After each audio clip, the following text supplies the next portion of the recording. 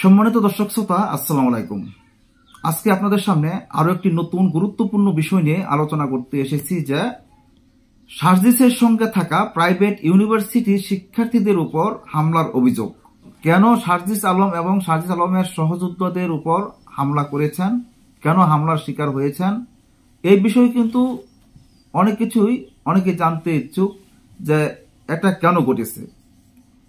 এবং শুধু হামলাই করে নাই, তার অনুসারী যারা আছে তাদের উপর ধারালো অস্ত্র দিয়ে আঘাত করেছে এবং মাথা এবং পিঠে আঘাত পেয়েছে এবং রক্তক্ষরণও হয়েছে, এমনটাও আমরা জানতে পেরেছি। সার্জিস আলম প্রাইভেট সহযোদ্ধাদের সাথে দেখা করতে বসুন্ধরা আবাসিক এলাকায় গিয়েছে, সেখানে একটা চায়ের আড্ডা দিয়েছে। সন্ধ্যা 7টা থেকে 10টা পর্যন্ত সেখানে ছিলেন। 4টা প্রাইভেট ইউনিভার্সিটির যে শিক্ষার্থী আছে তাদের সঙ্গে সেখানে বসে একটা চায়ের আড্ডা দিয়েছে, গল্প করেছে। সার্জিস আলমের সঙ্গে 15 থেকে 20 জন প্রাইভেট সহযোদ্ধা ছিল। সেই সহযোদ্ধাদেরকে নিয়ে নর্থ সাউথের গেটের সামনে দিয়ে হেঁটে যাচ্ছিল। তখন দেখতে পেল নর্থ সাউথের গেটের সামনে 10 থেকে 12 জন শিক্ষার্থী তারা দাঁড়িয়ে সিন্ডিকেট নিয়ে স্লোগান দিচ্ছে। তাদের স্লোগান শুনে সার্জিস আলম এবং 15 থেকে 20 জন সহযোদ্ধা নিয়ে সে তাদের দিকে এগিয়ে গিয়েছে। তাদের কাছে যাওয়ার পর সার্জিস আলমকে উদ্দেশ্য করে এবং সেই প্রাইভেট সহযোদ্ধাদেরকে উদ্দেশ্য করে তারা গালিগালাজ শুরু করেছে। গালিগালাজ শুরু করার পর এক পর্যায়ে তাদের মধ্যে ধাক্কাধাক্কি, হাতাহাতি, অবশেষে সার্জিস আলমের সহযোদ্ধা এবং সার্জিস আলমের উপর তারা হামলা করেছে, এমনটাই আমরা শুনতে পেরেছি। সার্জিস আলম পরবর্তীতে রাত্রে 2টার দিকে সার্জিস আলমের ভেরিফাইড ফেসবুকে একটা স্ট্যাটাস দিয়েছেন। সেই স্ট্যাটাসের মাধ্যমে সার্জিস আলমের উপর যে হামলা হয়েছে সেটা উল্লেখ করে নাই, সে বলেছে তার সহযোদ্ধাদের উপর হামলা হয়েছে। এখন এই বিষয়ে একটা বিস্তারিত আলোচনা এসেছে, আমরা বেশি কথা না বাড়িয়ে আমরা দেখে আসি যে সার্জিস আলমের উপর যে হামলা হয়েছে এবং সার্জিস আলমের সহযোদ্ধাদের উপর যে হামলা হয়েছে এ নিয়ে কি লিখেছেন। জাতীয় নাগরিক পার্টির উত্তরাঞ্চলের মুখ্য সংগঠক সার্জিস আলমের সঙ্গে থাকা প্রাইভেট ইউনিভার্সিটির শিক্ষার্থীদের উপর হামলার অভিযোগ উঠেছে। বুধবার দিবাগত মধ্যরাতে নিজের ভেরিফাইড ফেসবুক অ্যাকাউন্টে এক পোস্টে এ অভিযোগ করেন সার্জিস।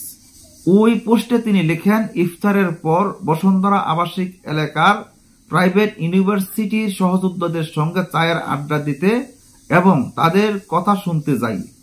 সন্ধ্যা 7টা থেকে রাত 10টা পর্যন্ত তাদের সঙ্গে গল্প আড্ডা হয়, তাদের কথা শোনা হয়, চায়ের আড্ডা হয়। নর্থ সাউথ ইন্ডিপেন্ডেন্ট, AIUB ও UIB এই 4 প্রাইভেট বিশ্ববিদ্যালয়ের শতাধিক সহযোদ্ধাদের সঙ্গে আড্ডা দিয়ে নর্থ সাউথের সামনে দিয়ে হেঁটে আসছিলাম। আমার সঙ্গে 15 থেকে 20 জন প্রাইভেট সহযোদ্ধারা ছিল। পরে নর্থ সাউথের গেটের সামনে দেখি 10 থেকে 12 জন দাবি সিন্ডিকেট নিয়ে স্লোগান দিচ্ছে। এর মধ্যে ছাত্র দলের সেন্ট্রাল নেতা আহমেদ শাকিল ছিল। আমি এগিয়ে যাই তাদের কথা শুনতে, কিন্তু তারা ইচ্ছাকৃতভাবে আমার সঙ্গে থাকা প্রাইভেটের শিক্ষার্থীদেরকে গালিগালাজ করতে থাকে। ওদের 10 থেকে 12 জনের মধ্যে 1 থেকে 2 জনকে স্টুডেন্ট মনে হলেও বাকিদের দেখে বাড়া করা টোকাই দুষ্কৃতকারী মনে হচ্ছিল। বিব্রতকর পরিস্থিতির সৃষ্টি করাই তাদের উদ্দেশ্য বুঝতে পেরে আমি 2 পক্ষকে চলে যেতে বলি এবং চলে আসি। হামলার অভিযোগ তুলে সার্জিস লেখেন, পরবর্তীতে ছাত্রদলের শাকিলের নেতৃত্বে তার সঙ্গে থাকা টোকাই দুষ্কৃতকারী সন্ত্রাসীদের নিয়ে পূর্বে আমার সঙ্গে থাকা ওই প্রাইভেট ইউনিভার্সিটির ছেলেদের উপর ধারালো অস্ত্র দিয়ে হামলা করে এবং সরাসরি মাথায় ও পিঠে আঘাত করে একাধিক জনকে রক্তাক্ত করে। ছাত্রদের, শাকিল সহ বাকি সন্ত্রাসীদের দ্রুত বিচারের আওতায় আনতে হবে।